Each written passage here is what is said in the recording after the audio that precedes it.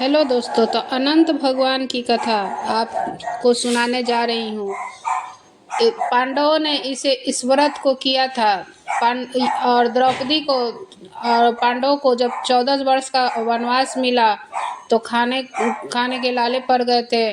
तो श्री कृष्ण ने उनसे, युधिष्ठिर से, विधि पूर्वक अनंत भगवान का व्रत करने को कहा। और उन्होंने कहा कि इसे समस्त कष्ट दूर हो जाएंगे, साथ ही राज्य भी पुनः प्राप्त हो जाएगा। इस संबंध में श्री कृष्ण जी ने युधिष्ठिर से कथा सुनाई। प्राचीन काल में एक नेक तपस्वी ब्राह्मण था जिसका नाम सुमंत नाम था।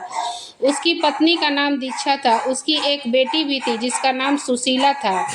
उसकी पुत्री परम सुंदरी, धर्मपरायण तथा ज्योतिर्मयी कन्या थी। सुशीला के बड़े होते ही उसकी माता दीक्षा की मृत्यु हो गई। सुमंत की पत्नी की मृत्यु होने से उनके कर्कशा नामक स्त्री से दोबारा विवाह कर लिया। फिर उसने अपनी पुत्री सुशीला का विवाह भी कर दिया। सुशीला का विवाह कौंडिल्य ऋषि के साथ संपन्न हुआ। विदाई में कर्कशा को यह देख कौंडिल्य ऋषि बेहद दुखित हुए और अपनी पत्नी सुशीला को भी अपने आश्रम की ओर चल दिए। लेकिन आश्रम पहुँचते पहुँचते रास्ते में ही रात हो गई। वे नदी के तट पर संध्या करने लगे। वहाँ पर सुशीला ने कुछ स्त्रियों को देखा। वो इस सभी स्त्रियाँ सुंदर वस्त्र पहने थी और किसी देवता की पूजा कर रही थी। जब सुशीला ने उनसे पूछा तो स्त्रियों ने उन्हें विधि पूर्वक अनंत व्रत की महत्व बताई। सुशीला ने उसी व्रत का अनुष्ठान किया। उसने 14 गांठों का डोर हाथ में बांध लिया और अपनी पति ऋषि कौंडिल्य के पास आई। जब कौंडिल्य ने सुशीला के उस डोर के बारे में पूछा तब उसने व्रत के बारे में बताया, लेकिन ऋषि ने उसे तोड़ दिया और अग्नि में डाल दिया। इससे अनंत भगवान को अपमान हुआ, बहुत अपमान हुआ। इसका परिणाम यह हुआ कि ऋषि कौंडिल्य अत्यंत दुखी रहने लगे। उनके पास जो कुछ भी था वो सब नष्ट हो गया। उन्होंने अपनी पत्नी से पूछा कि इस दरिद्रता का कारण क्या है। तब सुशीला ने उन्हें डोरा जलाने की याद दिलाई। जो अनंत देवता का जो डोरा होता है वही जला दिए थे राजा जी।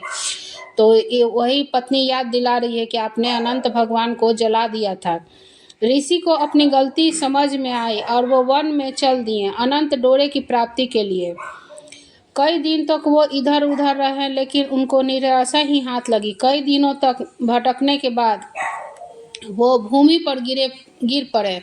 फिर अनंत भगवान प्रकट हुए। उन्होंने कहा, तुमने मेरा तिरस्कार किया था, यही कारण है कि तुम्हें इतना दुख भोगना पड़ा, कष्ट भोगना पड़ा, लेकिन तुम्हारा पश्चाताप हो गया है। तुम अब वापस जाओ और विधि पूर्वक अनंत भगवान का व्रत करो। 14 वर्ष के बाद तुम्हारे सभी दुख दूर हो जाएंगे। तुम धन धान से संपन्न हो जाओगे। जैसा अनंत भगवान ने कहा था ठीक वैसा ही ऋषि ने कहा। श्री कृष्ण की आज्ञा से युधिष्ठिर ने भी अनंत भगवान का व्रत किया। इसके प्रभाव से पांडवों को महाभारत के युद्ध में जीत मिली और चिरकाल तक राज करते रह गए। तो यही अनंत भगवान की पूजा की कथा है और बहुत ही सुंदर से यह व्रत किया जाता है। इसमें सेवई बनता है, पूरी बनता है, खीर बनता है, हलवा बनता है। सभी महिलाएं श्रृंगार का सामान रखती हैं अपने पूजा में और सभी महिलाएं आराम से पूजा करती हैं अनंत भगवान का। और सभी महिलाएं एक दूसरे से, पंडित जी आते हैं, पंडित जी कथा कहते हैं। कथा कहकर सभी कोई हाथ में अनंत बांधता है। अनंत बांधकर सेवई, पूरी, खीर यही सब खाता है और शाम के समय कुछ भी नहीं खाता है। और एक बार ही इसमें भोजन किया जाता है सेवई, पूरी, खीर का, और जल ग्रहण किया जाता है। तो यही इस कहानी का महत्व है। कैसा लगा आपको यह अनंत भगवान की कथा? सभी को यह अनंत भगवान की कथा जरूर करनी चाहिए। इसे धन धान की कभी कोई कमी नहीं रहती है।